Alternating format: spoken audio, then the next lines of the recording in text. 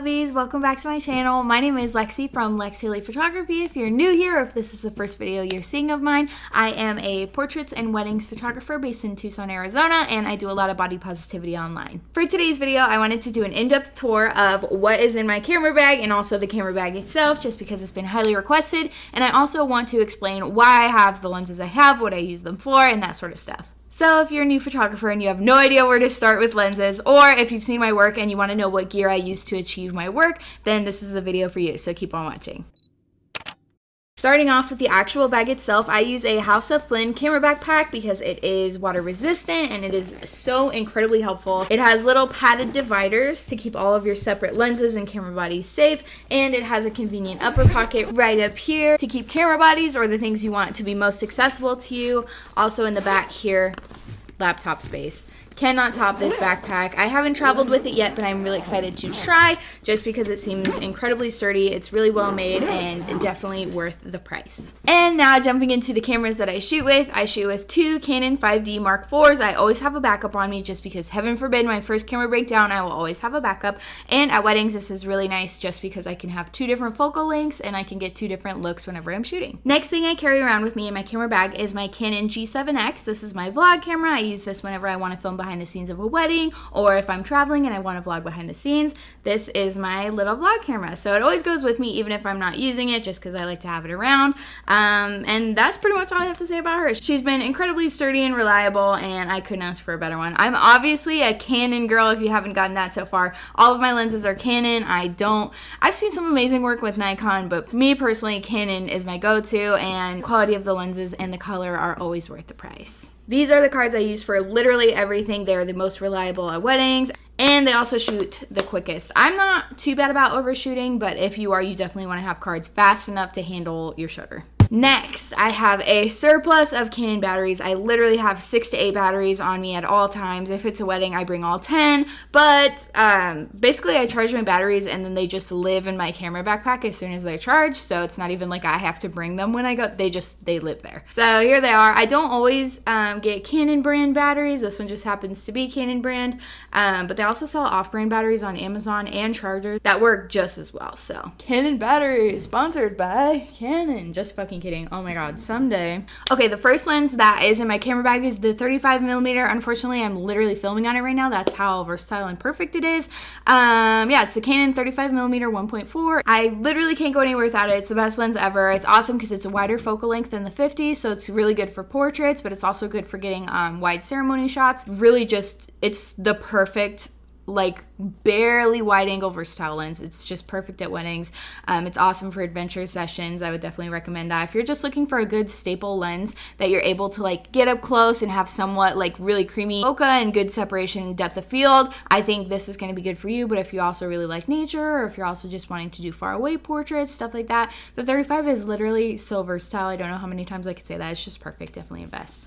Okay, this baby is my favorite lens of all time. This is the Canon 50mm 1.2. I have an entire review and first impressions of this lens, so if you want to see that, I'll have that linked in the cards and also in the description box if you want to check that out. So this is the Canon 50mm 1.2. It is literally my baby. The 50mm is just my favorite lens of all time. The 1.8, the 1.4, and the 1.2, it is just the perfect focal length. I really, really love how this handles portraits. I still think it's amazing during weddings.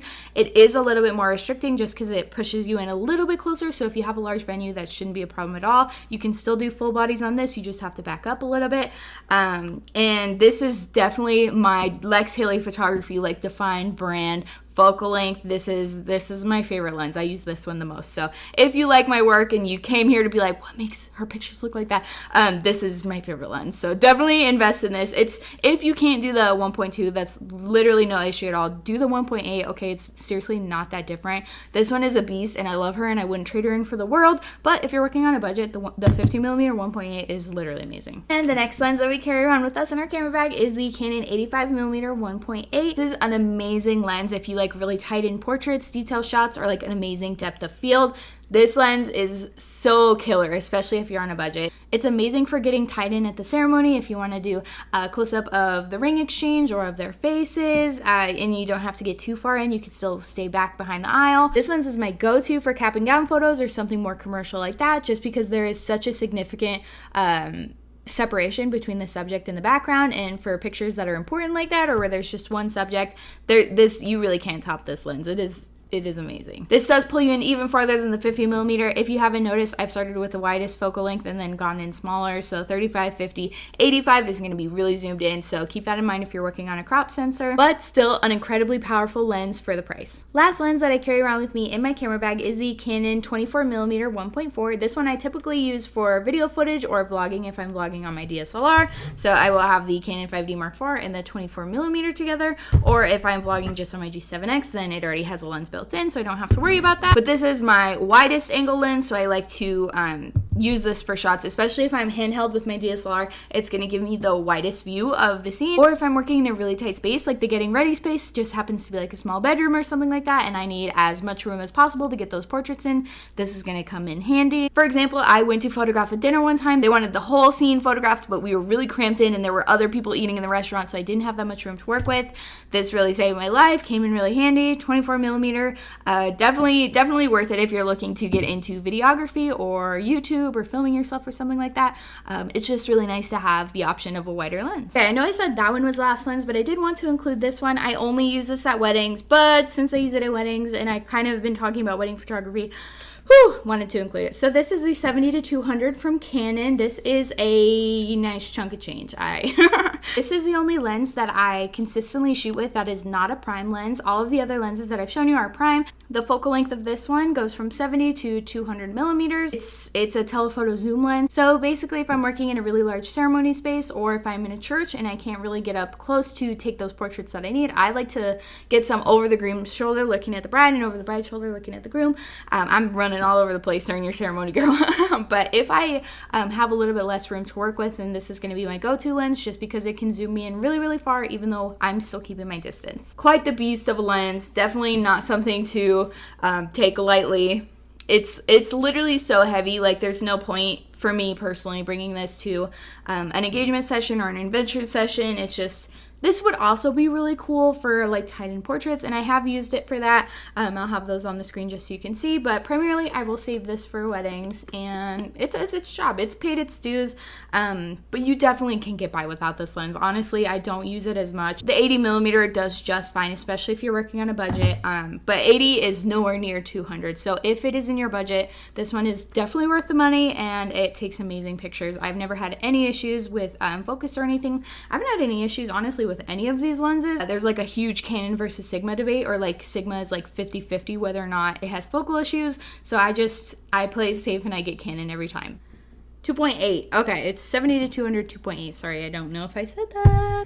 Alright, you guys, that is everything that I carry around with me in my camera bag. If you have any questions or want to see some more videos like this from me, go ahead and let me know down below in the comments, and I will be sure to get back to you. Thank you so much for watching this video all the way to the end. I appreciate you so much. If you want to see some more from me, feel free to subscribe. It really helps me out, it really helps the channel, and I'm excited to be growing alongside you. If you want to check me out on my other platforms, I also have Instagram and TikTok. I am heyooooo on both, and I would be so excited to see you over there. But that is it for me on this beautiful day. I've actually filmed 4 videos today, and I'm finally pooped out, so I think I'm going to go ahead and take a rest and start editing, change into my pajamas, wipe off my makeup, and start relaxing. But thank you so much again for watching, and I'll see you with my next upload.